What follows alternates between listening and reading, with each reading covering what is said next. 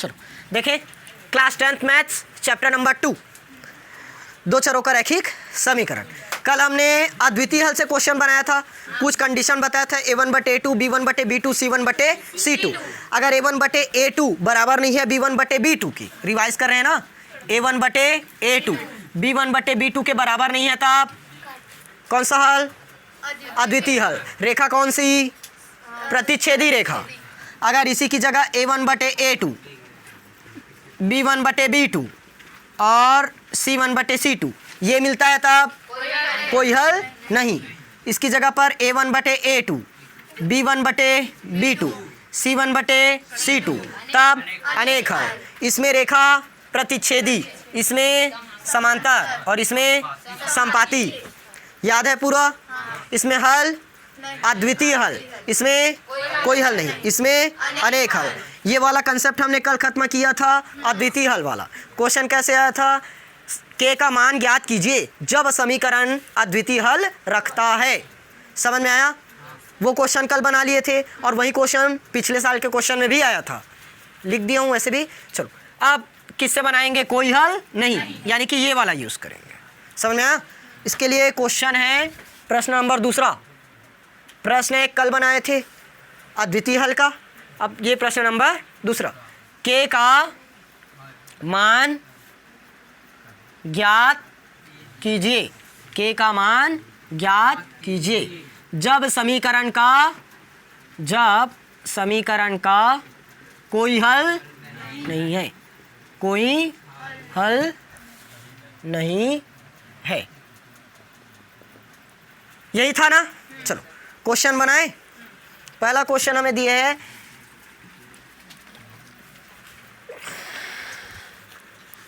8x + 5y = 9। 8x + 5y = 9। kx + 10y = 15। 15। चलो समझे? देखो अब पता चल गया इसकी तुलना किससे करते हैं? ax + by = c से तुलना करने पर। अब देखना ध्यान से ना क्या क्या करते हैं। यहाँ पर x के सामने में क्या दिख रहा है? a। अच्छा यहाँ लिख देना समीकरण 1 व 2। समीकरण 1 व 2 की ax + by = c से तुलना करने पर। देखो अब ध्यान से, यहाँ यह हमारा मुख्य समीकरण है। यहाँ x के सामने में क्या दिख रहा है? a है।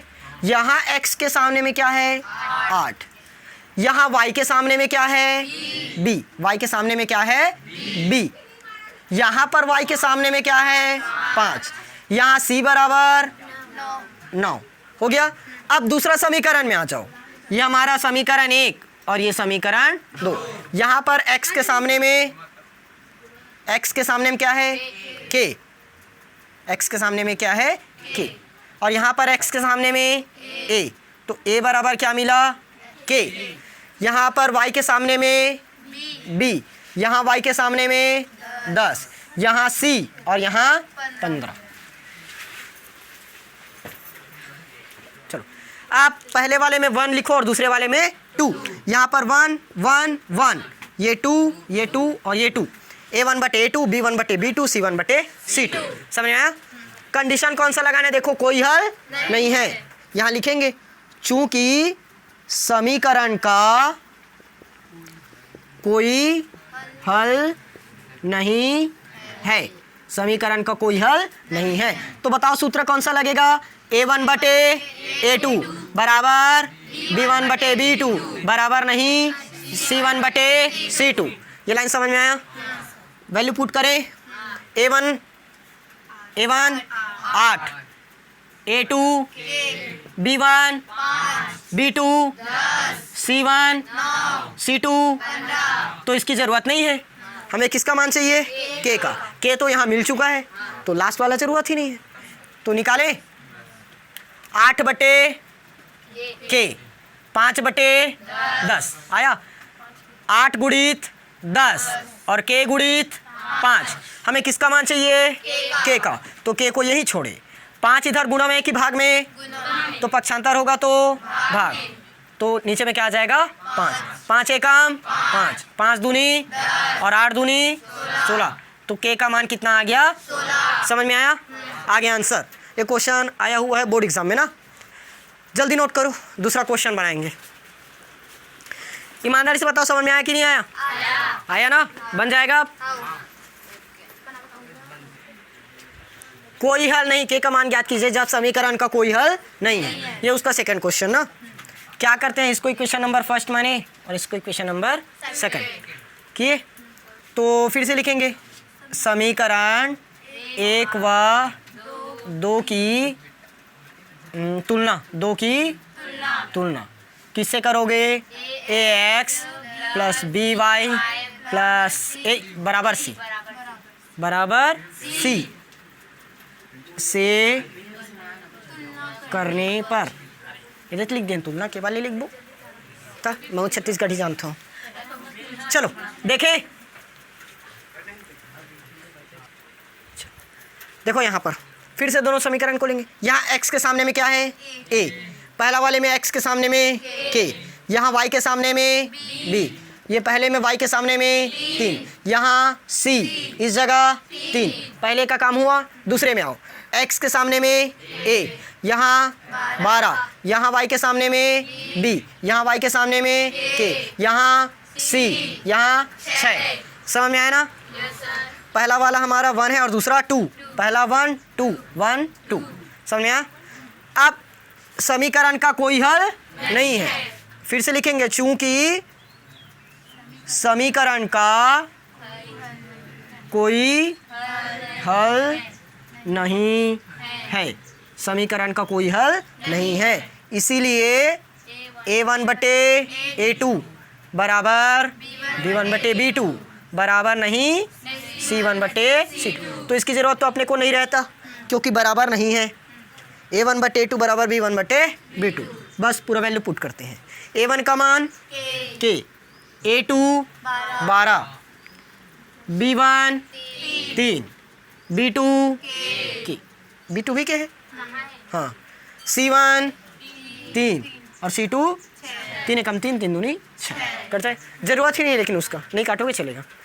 देखो k बटे 12, 3 बटे में k, k गुणित k का वर्ग, 12 गुणित 3, 12 तिया 36। अब k का मान क्या निकलेगा? प्लस माइनस 6 आएगा। ये कैसे आया समझते हैं। देखो इधर k का वर्ग है, अगर मैं इधर 6 का वर्ग करूं तो गलत है क्या? नहीं, 6 का वर्ग मतलब 36 कटेगा। k बराबर कितना निकला? 6, एक आया। अगर k बराबर ये लिखें माइनस 6 का वर्ग, माइनस 6 का वर्ग भी कितना होता है? 36 ही होता है ना आखिर, तो इसका से ये भी कटेगा। तो k का एक मान कितना निकला? माइनस 6। एक मान आया प्लस 6 और एक मान माइनस 6। कैसे आया? क्लियर हुआ? क्योंकि हम अगर 6 का वर्ग करेंगे तब भी कितना आएगा? 36, और माइनस 6 का वर्ग करोगे तब भी 36, क्योंकि माइनस है लेकिन घात क्या है? सम संख्या है। सम संख्या में प्लस में मिलता है कि माइनस में? प्लस में। घात अगर सम है तो प्लस और विषम है तो माइनस। यहाँ पर घात कैसा है? सम संख्या, इसलिए कितना आया? प्लस 36। तो हमारा ये मान प्लस 6 भी हो सकता है और माइनस 6 भी। समझ में आया कि नहीं आया ये क्वेश्चन? यहीं पर बस ध्यान देना, प्लस 6 बस करके मत आ जाना, माइनस 6 भी उसका मान होगा। हो गया? नोट करो।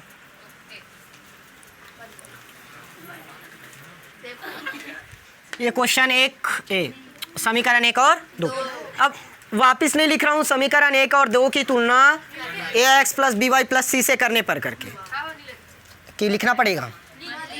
ax plus by is equal to c से क्या करोगे? तुलना। समीकरण 1 और 2 की। यहाँ x के सामने में यहाँ क्या है? a, यहाँ पर x के सामने में k, यहाँ y के सामने में b, यहाँ y के सामने में गलत -5, सामने माइनस भी लगा है। यहाँ c और यहाँ 2, यहाँ पर a बराबर बताते चलो 6, b c 7, सही है। ये हमारा a1, ये a2, ये B1 B2 C1 C2। हाँ, चूंकि समीकरण का कोई हल नहीं है, इसीलिए A1 बटे A2 B1 बटे बराबर नहीं है C1 बटे C2। अभी पूछता हूँ तो बताना। A1 का मान K बटे में बराबर B1 बटे में बराबर नहीं 2 बटे में 7। लास्ट वाले की ज़रूरत तो नहीं है, हटा दो, छोड़ो। K बटे में क्या बचा 6, इधर -5 बटे 2। K का गुणा किस में होगा 2 में, -5 का गुणा 6 में।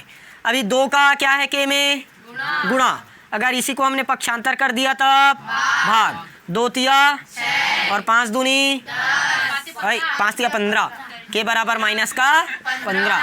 समझ में आया, निकला आंसर। अब बाकी क्वेश्चन बना लोगे क्या ऐसे ही, कोई भी समीकरण आएगा बन जाएगा। इसको नोट करो और बाकी होमवर्क दे रहा हूँ उसको करके लाना। इसका तीसरा कल बताऊंगा।